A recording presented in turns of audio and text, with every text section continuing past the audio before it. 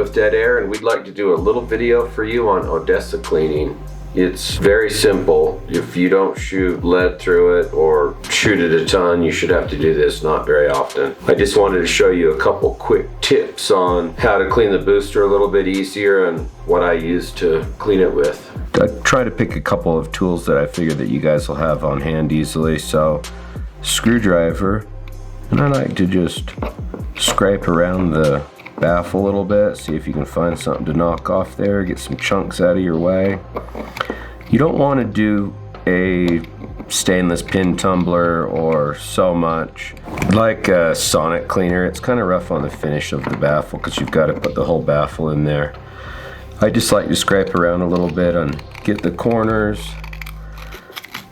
scrape down in there a little bit off the sides.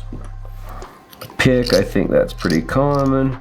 Dig around there a little bit and just kind of clean it up. You don't have to get it super clean, just knock off the big chunks. I know this one's actually fairly clean, but just kind of trying to give you an idea. I get that this particular wall through PPK is fixed barrel, but I just grabbed it to hold the piston.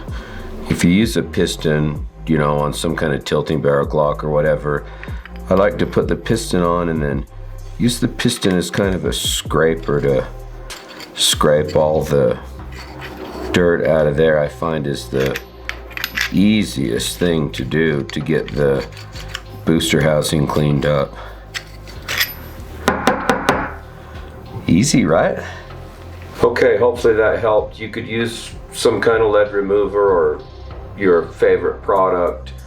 I wouldn't soak it in anything too caustic for too long since the baffles have outside finish on them. I hope that helped. If you have any questions, shoot us an email at info@deadairsilencers.com or reach out however you'd like and we'll answer your specific questions.